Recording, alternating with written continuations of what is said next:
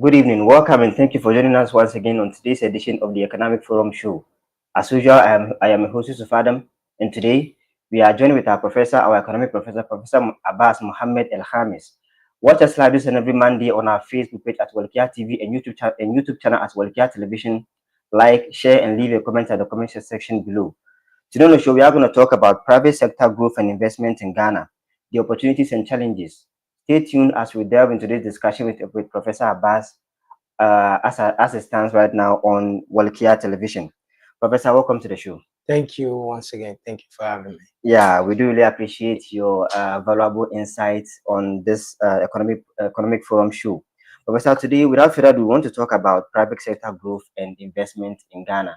And we do want to focus on the opportunities and the challenges. First of all, how would you describe the current state of private sector in Ghana? I would say it has a lot of potential to actually transform the economy. Okay. Because as it stands right now, the private sector contribution to GDP is about 70%, employing about 80% of the jobs creation within the economy, and has a potential to do more. So it has a very good potential, and history will tell you, economic history will tell you that all countries that have advanced have been led by private sector growth. Okay. So it is important that we pay attention to that sector of the economy. Okay. Yeah, so Professor, thank you very much. But what role does the private sector play in Ghana's economic development?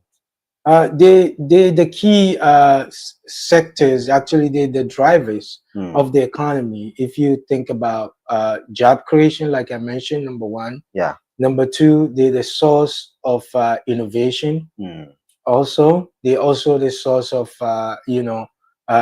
foreign direct investment. Okay. If it's done well.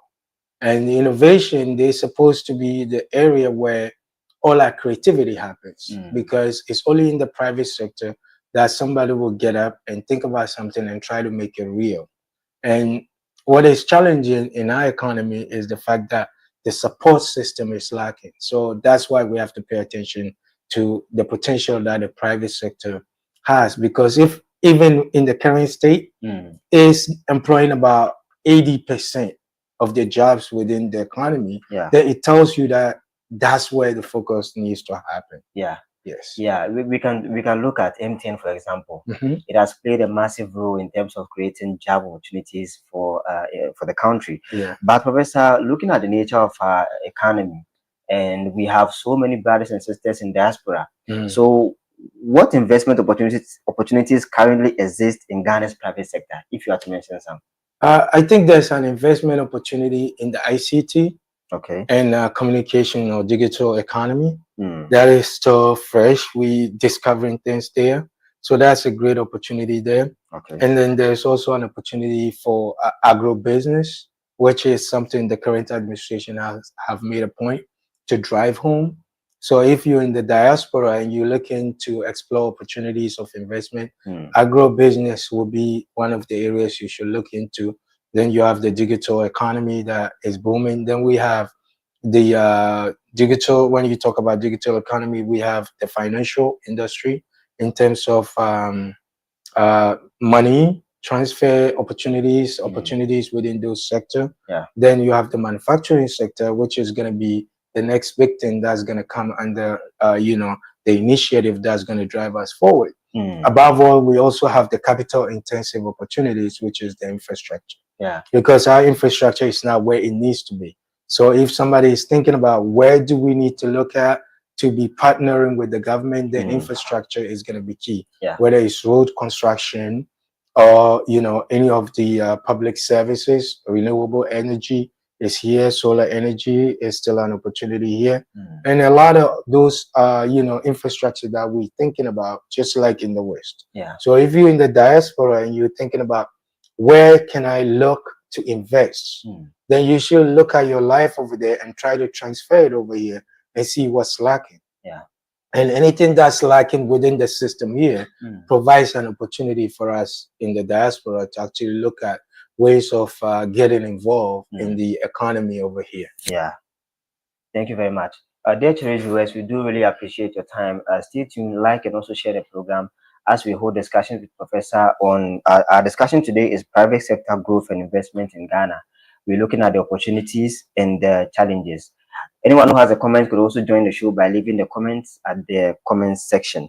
Professor, what sectors are mostly attractive to both local and foreign investments or investors? I would say the most attractive sector right now is going to be agribusiness, because if we look into, like we mentioned the last time, to diversify our economy, then agribusiness is going to be a key player. Yeah. So that's one of the areas we should look at. And then we have this ICT initiatives. Currently, we signed a deal with Dubai, you know, to support, you know, technology innovation, you know, effort. So that's a big deal. So if you're thinking about which areas to look at, I think that's an area we're exploring. Then you can also look at finally the renewable energy sector, because electricity still remains a challenge. And alternatives are areas that we can actually look at. So these 3 or 4 areas I think is going to be critical for either local or a foreign investor. Okay. Now, Professor, let's talk about digital transformation. Right. How has digital transformation opened new doors for private sector growth in Ghana? It provides efficiency. It's like incorporation of all the digital tools that we do. Not only does it present an opportunity for the business like an e-commerce, because just today I was talking to my little brother who was telling me, I asked him how he got something, you know, electronic tool, and I asked him, how did you get it? He said, I bought it online. I said, oh, wow. So online is actually picking up here. So e-commerce, and that's an opportunity for business to grow their sales. So it's something that businesses will have to look into.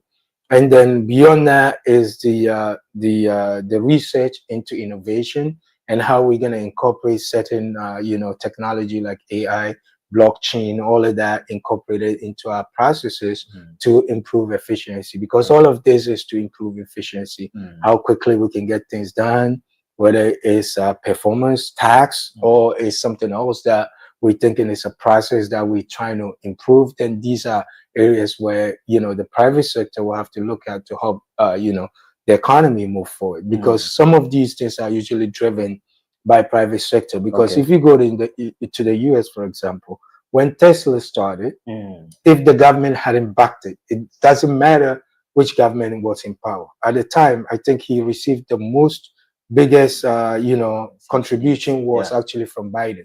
Biden gave him over $10 million during the process of evolution of Tesla before now. So now you have a private individual who has discovered a technology that he's trying to improve on.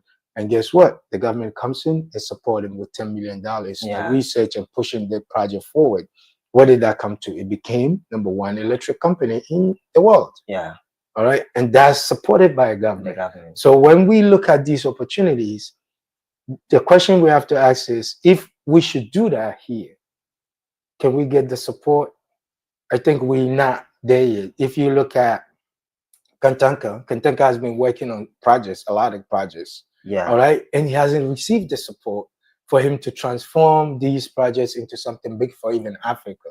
Professor, I wanted to chip in with that question about the government support. Right. You know, when you mention about Tesla, and that is fair, it is fair to say that it's the biggest or the #1 electric vehicle manufacturing companies. And we can look at the other one, the SpaceX. Yes. The biggest recipient of US government contract, which also happens to be one of the biggest aerospace company. Right. Now, when we come to Ghana, or should I say Africa broadly, what government policies are supporting these private sectors? Because you gave a good example with Kantanka. It came along with so many innovative and so many inventions, but we haven't necessarily seen the government promotion or supporting him. Yeah, that's the headache right now, and that's where we need to be. If you want to grow as a country, should we have infrastructure? That's the basic, which we still don't have. So once we get the infrastructure issues sorted out, we have roads connecting every part of the country. We have basic energy, you know, electricity is running, water is good. So all these basic necessities are taken out. The next biggest thing is innovation. And that's where everybody is struggling to get at. People Yeah. are building nuclear weapons. We haven't started even doing cars. All right. So when can we get there? And somebody is trying to get us there. And the least we can do is to support those and improve the processes and let him be the leader of this innovation, because that he seems to be doing well in terms of being able to get something on the road. Yeah. So we need to have that mindset of, say, it doesn't matter where the idea is coming from, whether it's MPP idea or NDC person bringing it. I don't know if he's affiliated to any party, but as far as I know, he doesn't seem to, carry any party flag around. Yeah. So if that is that person that's pushing these ideas, then the least we can do is to support it.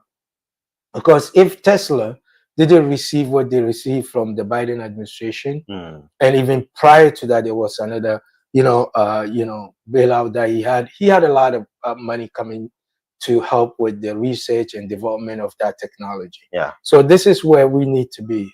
When can we have that attitude of saying that it doesn't matter who's coming with the idea, as long as we see that it's relevant to the times? We're in the times of electric vehicles. We're in the times of AI. We're in the times of blockchain technology infused in our processes. So if you have some kind of technology that we see that is going to improve our efficiency, even in government services, can we support it and stop trying to quote the person with a political, party color? Yeah. As long as the idea is good, why don't we push it and see where it gets us? If we had pushed Kantanka, it would have been the #1 electric vehicle in Africa. But guess what? We waited, and now Burkina has electric vehicle produced within the shortest amount of time. But you can't tell me that they're better than Kantanka, who has been producing cars for how many years now? So that is where we are as a nation. So we have to look beyond, the parties and start to think about the nation first. Yeah. And then we can move forward. Yeah. Thank you very much. Dear Cherry viewers, we do really appreciate Professor's insightful discussion on the topic today. You can also contribute on the show by leaving your comment at the comment section. And the topic for today is private sector growth and investment in Ghana. We're looking at the opportunities and the challenges. Stay tuned and like the program. Professor, now let's look at the public-private partnership. This current administration is talking about bringing up the 24-hour economy. And in what ways can public-private partnership help unlock more opportunities in Ghana? Because we do realize that most of the businesses in this country happen to be private-owned businesses. So in what ways can a public-private partnership work? Because you gave an example with Tesla. If we had a proper public-private partnership, I think South African would have been one of the best, if not one of the #1 car manufacturer in Africa. Yeah. So in what ways can public-private partnership help to unlock more opportunities in Ghana? So if we take out the fact that we always try to look at things with a political lens, and we take that out of the way and provide infrastructure. So the infrastructure is important. You can't do any of the things we're going to talk about if there's no infrastructure. Infrastructure is key. #1 is the road network is very important, because businesses are driven by speed of transportation. If we can get to places where businesses are, whether you go into office or you go into work or you're carrying goods from one point A to B, we need the roads, we need the transport, whether it's skyways, train, all of that. So when you look at the scope of infrastructure challenge that we have, you can say that we have a lot of work to do. Yeah. Because 20 years ago we had railways. Today we don't have railways. Yeah. So if we are to move forward as a nation, then we have to be aware that we have to start being serious. Because I just can't get over the idea that I grew up seeing railway transportation from Kumasi to other areas like Takoradi, because I took one to Dunkwa when I was a little boy. And now it's not here. I just can't get over that mindset. As people, where did we go wrong? Instead of improving what we had, we just losing what we. I just can't get it. Like, can we even keep what we had at the time? Because this was like some 15 or 20 years ago. When I was a little boy, I accompanied my dad to Dunkwa, and we took, railway right here down the hill, Roma Hill. There was a station, and we took the train all the way to Dunkwa. So I look at that picture in my head. I keep playing it. I was expecting that, okay, the next time we're gonna come, we're gonna be in the air with the transport. Maybe the train is gonna be in the air. But this time, zero. Mm-hmm. So what kind of people are we? To be honest, let's just be honest with ourselves. Are we moving forward? Mm. So if we're struggling with this scenario, Yeah. and then you can also talk about the one that everybody is talking about, Kumasi Accra Road, the most important road network that you need for the country to actually accelerate their growth. Mm. We're talking about growth, Yeah. GDP growth. I don't know if we're serious. If you really want to improve GDP growth, then there are certain critical infrastructure, and one of them is road. The Chinese will tell you, you have road, then you will develop. That's a simple statement. They always carry that statement, like, if you really need to grow, then get the road network done. Basic infrastructure. Mm. So we need to get over that. Then we can move forward to look at, okay, 24-hour economy. What is that going to look like? A dark economy, lights out, or the one that has the lights turned on for 24 hours? Yeah. So if we can do that, then we're moving somewhere. So these are basics before we talk about the other stuff that we're going to talk about, like access to capital, high interest rate, all these scenarios. You talk about interest rate being around double figures, and we're still saying that it's fair, it's better than before. But seriously, it's not good for business. Because when businesses are struggling to take loans, then you are stalling growth. Yeah. Because the only time the economy grows is when businesses are able to expand based on the access to capital and be able to do more. When they do more, they hire more people. When they hire more people, it creates income for those people, and those income is going to turn into somebody's revenue. And that's how the economy moves. So when we're dealing with double figures interest rate, then it tells you that as a nation, we still have a long way to go. And that's where we need to be, like a mindset where we know that the private sector is the one that's going to carry us. Yeah. As it stands, it's 80% of our jobs. You mentioned MTN is the biggest employer. Yeah. We have a lot of these companies that are our biggest employers. They're contributing to the economy. But the question is, how can we make it better?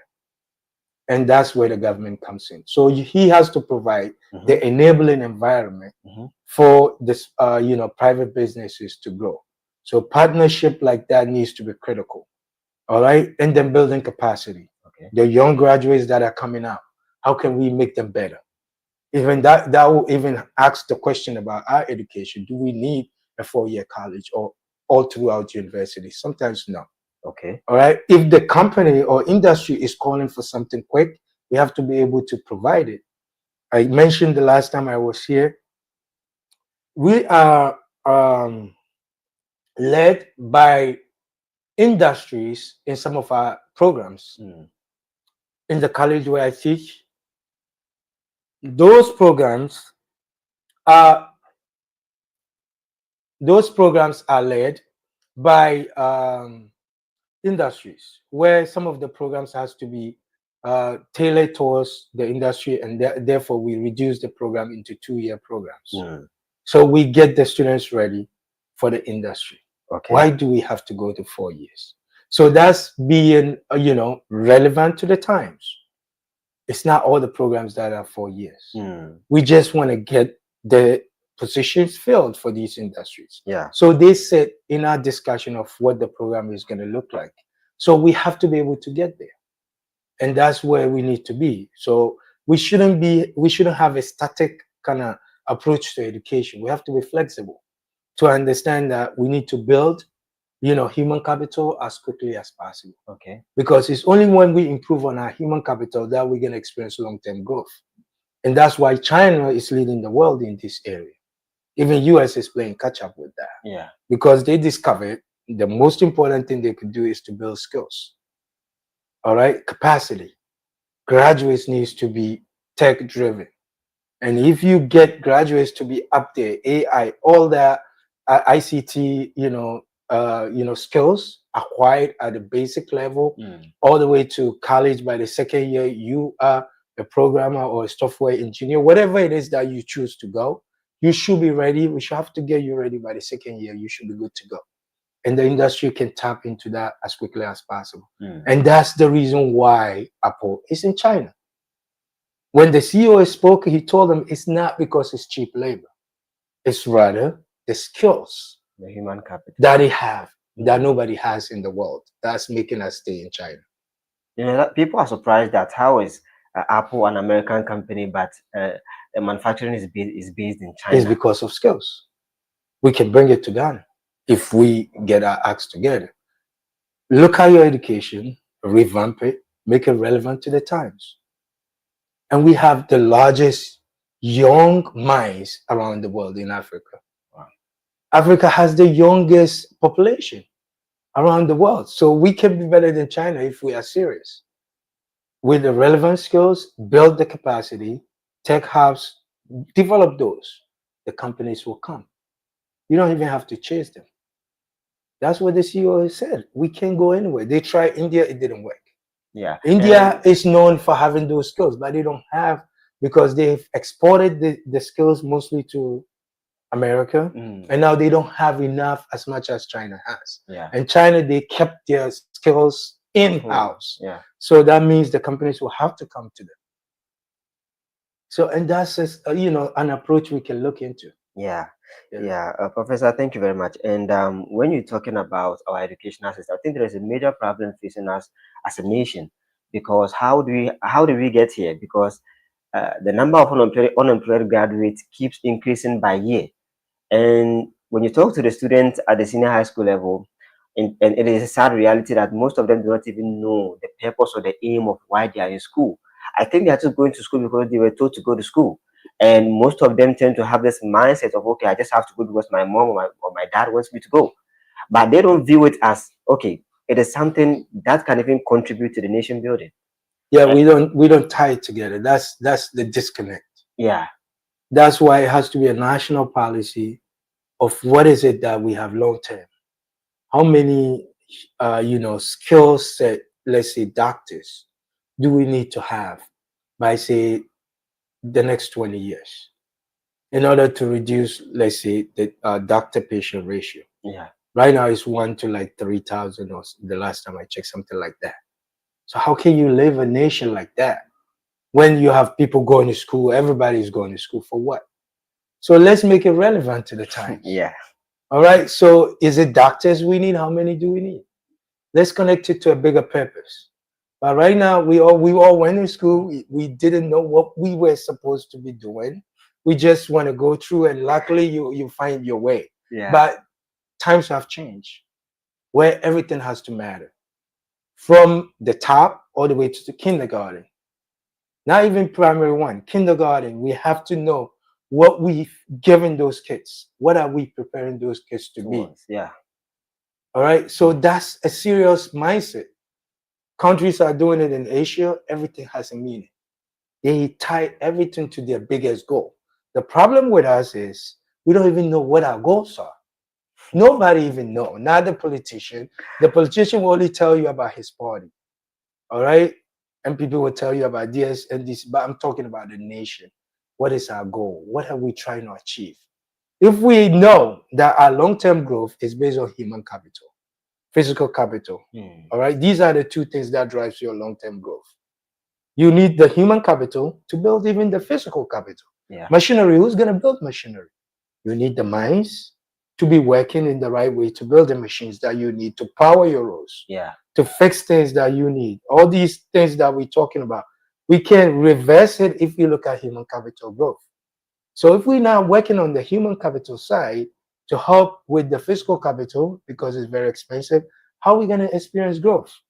But it has to be tied to a bigger purpose. And that's where we seem to be lacking. Nothing is connected. So you just go to school with the hope that you'll find something to do. Times have changed. Yeah. Yeah. Professor, now let's look at some of the major challenges facing private sector growth in Ghana. And when we talk about MTN mobile money being one of the largest creator or private sector, which has created job opportunities in Ghana. We can also look at when this man, Papa Kusi Indum, came up with his bank. I think he also created a massive amount of employment. But in recent years, we learned that the government came up with some e-levies, some tax, which tend to have to be a problem for the MTN themselves. And even now, there was a review in the internet bundle purchasing. Yeah, they kind of increased it, and now people are complaining that whenever we buy the prices imposed by the government, the data bundle tend to be draining faster. So we understand that now, one way or the other, government policies is sort of affecting the growth of the private sector. So what are the major challenges facing private sector growth in Ghana today? I think it's the incentives that what you just described has to do with how do we incentivize the private sector to lead this growth, because we know they're the leading employer. Yeah. All right. 80% of our GDP, of our employment is led by them. They're contributing 70% of your GDP. So if there's any person you have to be nice to, is the private sector. Yeah. But unfortunately, because of, like I said, if there is not a serious purpose, then everything seems to be ad hoc. We don't seem to understand where do we really need to go for, let's say taxes. Where's the money needs to come? Because there's so many loopholes in the system. The easier one to go is the one that you see. Okay. All right. Like the MTNs, they're here, they're not going to go anywhere. Right. So it's easy for you to tax those rather than fixing the holes that's in the system, the bureaucracy, the corruption. So if we can plug those holes, then we will allow the private sector to grow, because these are your drivers. Yeah. But we always want the easy way. The easy way is the established companies that needs to be squeezed. And in the process, you squeezing the consumer too. Because if your bundles runs out that quick, then you can't even be online as much as you want. Yeah. And then the whole business suffers. And then if you're not participating in purchasing MTN, what's going to happen to their sales? Their sales is going to go down. Revenue is going to go down. When revenue continues to suffer, what do you think they're going to do? They will lay people off. Now you're turning them into unemployment creation too, when they're supposed to be leading growth with employment. So that's something we have to think about, because there are some strategic firms that needs to be allowed to operate. Yes, taxes are necessary, but you have to know at what point or at what level. But the most important we can do is to fix the issues within the system. All right, like the bureaucracy, the formalizing the informal sector.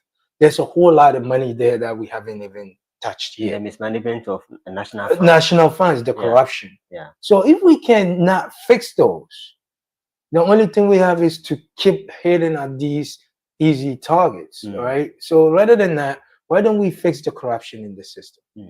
All right. And then you have institutions like government employees and offices and appointees not paying their due responsibility. And electricity, they don't pay. They don't pay water. They don't pay anything. Yeah. And then you want the common person to pay all these. Is that even fair?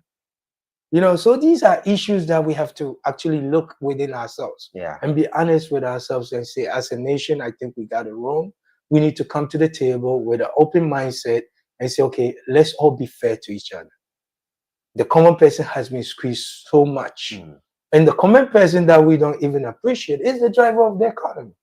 Because if you allow the money to stay in his hands, he can do so much. Because rather than you struggling to pay your electricity bill, you can pay the bill and still buy something else.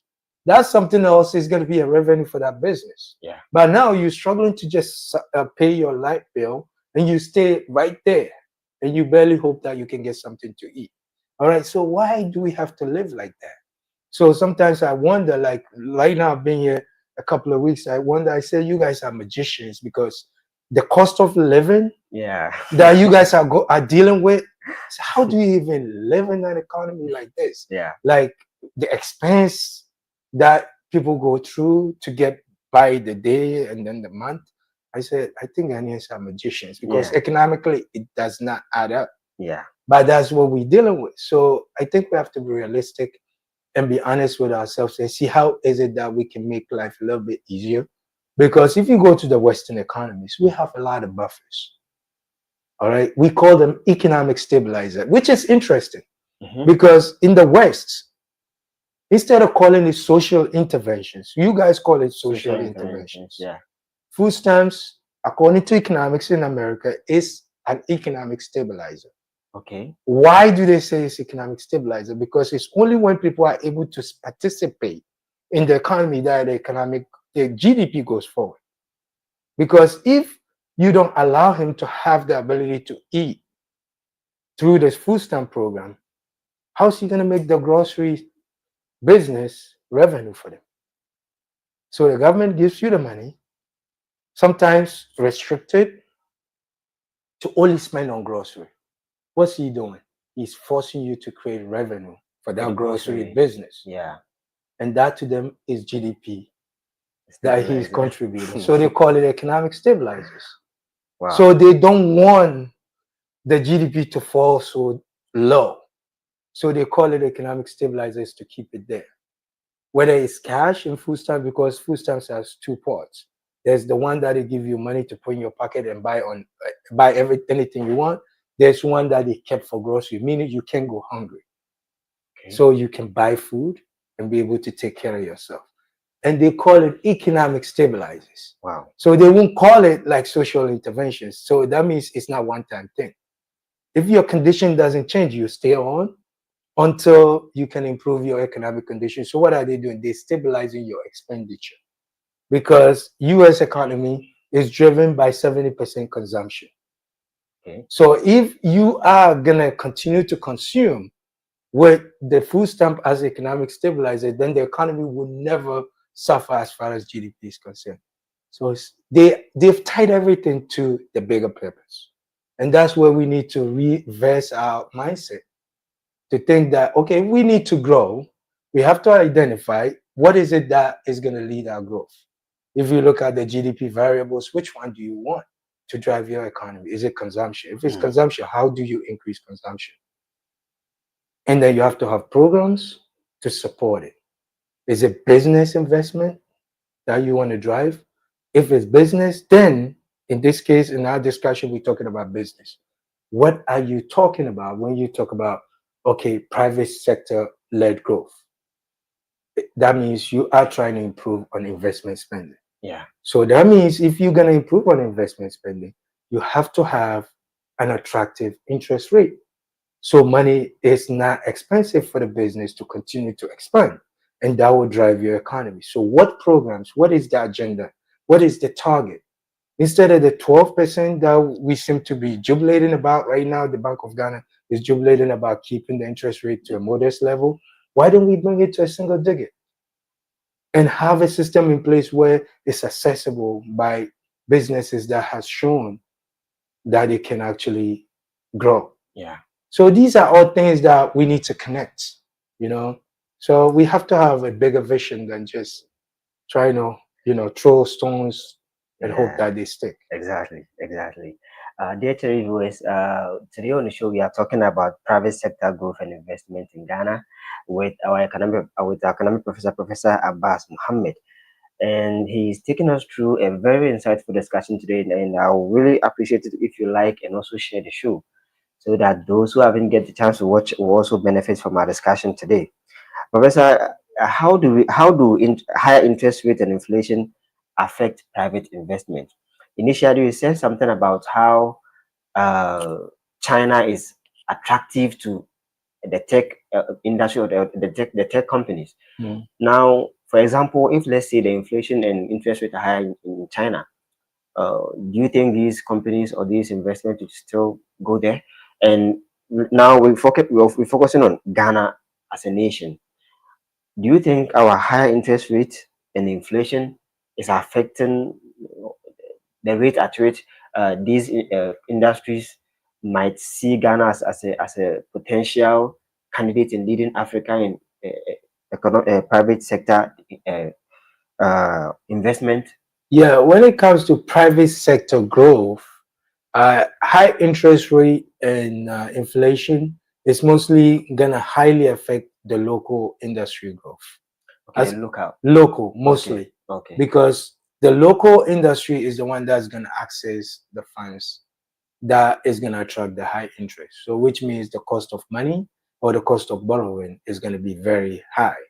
When the cost of borrowing is high for the local business, they cannot pursue any expansion or growth activity. They just try to maintain where they are. And that stalls growth, because when that happens, that means if the person is working with one person, let's say I'm a private business, right? I only have one person working with me. Because the cost of borrowing is expensive as a result of interest rate, even if my intention, my plan is that next year I will expand and grow my location. If it's a store, I'll probably acquire the next store and open up and make it bigger.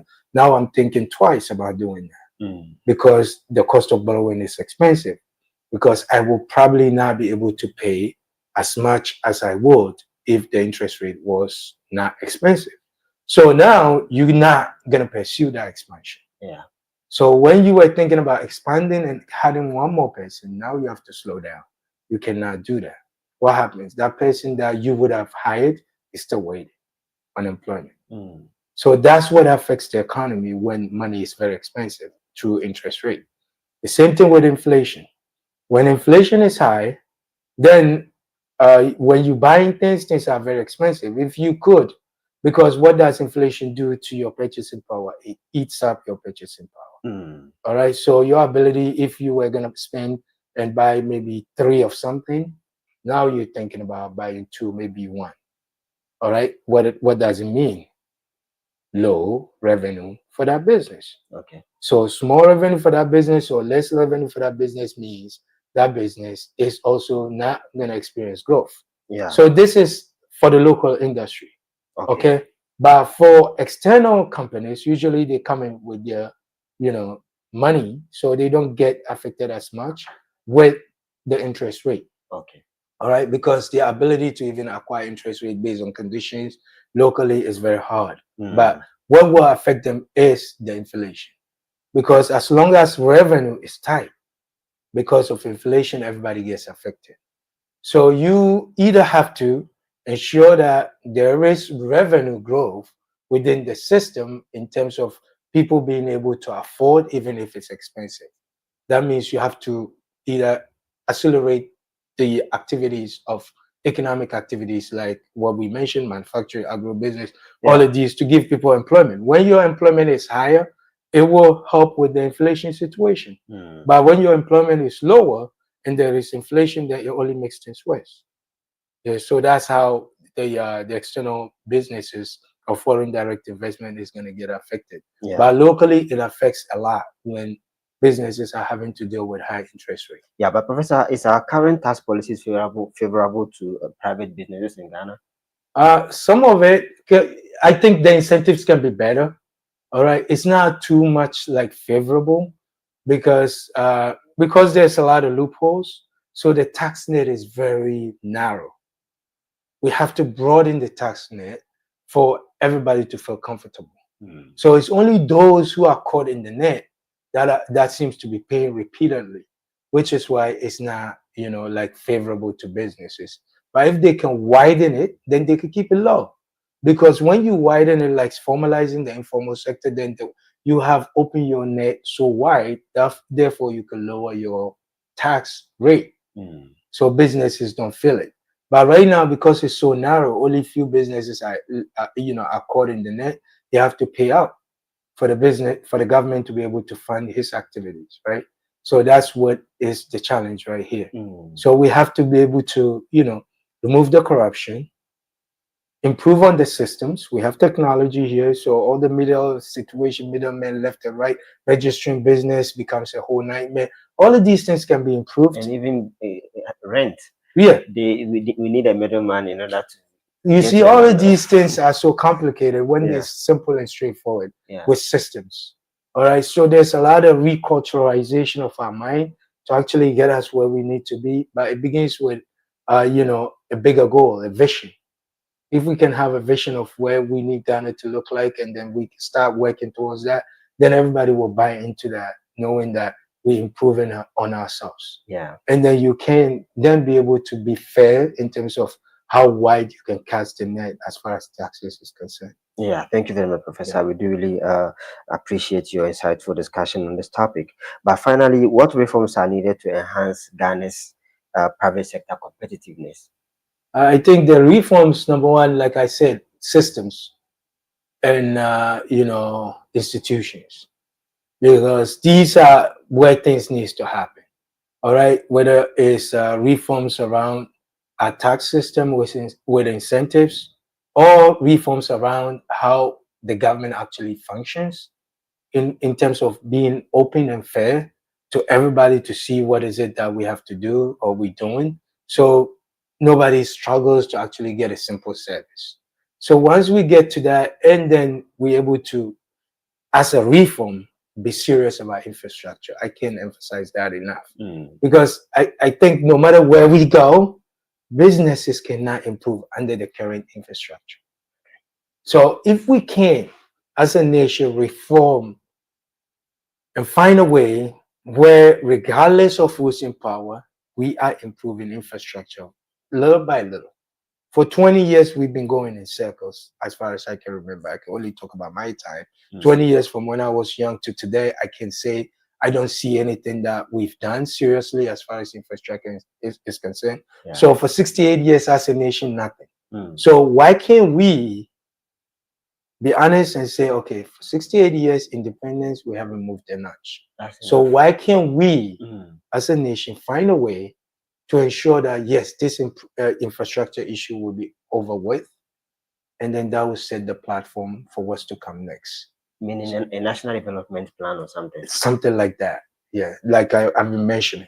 Yeah. The national plan is not an issue. We have a lot of plans. We started with Vision 2020, now we're in 25, nothing. We can't even remember what was in 2020, right? And now 25 is here. I don't know what vision is next or what do we have. We seem to have the plan somewhere written, but the problem is we don't have the actionables, action steps that is tied to us growing in terms of making sure that regardless of who is in power, these steps are going to be taken to get us there, i.e. the blueprint. All right, we don't have the blueprint. So we have the plan, but no blueprint of how we're going to get there. And all history will tell you, especially if you want the most relevant blueprint, is to look at Dubai and UAE. I follow one guy, a young guy who is in charge of their technology. And on his page is the blueprint of what they're thinking of their technology growth to be, and they activate them one by one. And each step, this guy comes and get excited about it, make a comment, and how happy he is that he's leading this.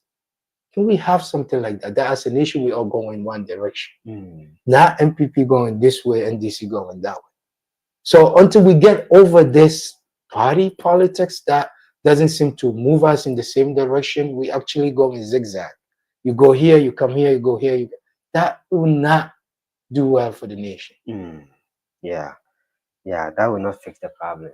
Thank you very much, Professor. I think looking at the time, now we would like professors to switch to the local dialect Hausa language for the benefit of those who are watching us who do not necessarily understand the English language. So, Professor, without further ado, a summary of our discussion today for the benefit of Hausa watching viewers.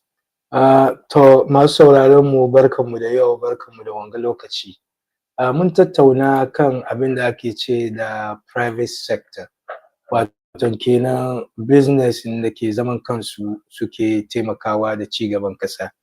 To mun gano cewa su ne gaskiya su ne waɗanda ke taimaka da garin, ci gaban garin duka kusan yana hannunsu.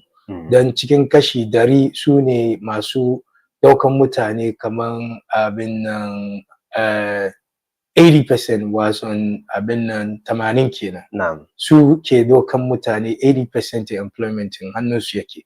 Wato kenan wannan wani fanni ne ya kamata gwamnati ya mai da hankalin shi wajen, saboda ya taimaka musu su kai mu inda ya kamata mu kai. To mun gano cewa taimakon gaskiya ya yi rauni wajen abin da waɗannan business ke nema su ƙara business don su doki mutane. To muna da cewa akwai kuma wasu ababen da gwamnati ya kamata ya yi ya taimaka musu, kaman ababa na titi da babu shi, sannan har yanzu wutan lantarki ya zama challenge, muna fama da shi, da wasu ababa da muka mention da ya kamata da gwamnati yanzu ya kamata ce mun wuce wajen da wa'annan taimako, saboda business ma'aikata su yi abin nan, ko kuma company su yi abin da ya kamata su yi, su kuma su taimaka. To har yanzu dai muna cikin tattaunawa, akwai ababa da yawa da muka fari. To a takaice dai muna son mu gano da fahimta cewa wa'annan business nan da muke ganin su kan titi kaman ba kowa ba, to su ke rike da garin, da ya kamata a mai da hankali a taimaka musu yanda ya kamata. Na'am. To a takaice abin da muka tattauna kenan. Mashallah. Thank you very much, Professor. Now, your final submission on our discussion, on our topic of discussion today. What is your final thought to the government, to the private sector in general? My final thought would be for the government to actually have a vision of what we need to do to actually get this sector of the economy actually going forward. No. In terms of the financial support, number one, infrastructure, that is very important.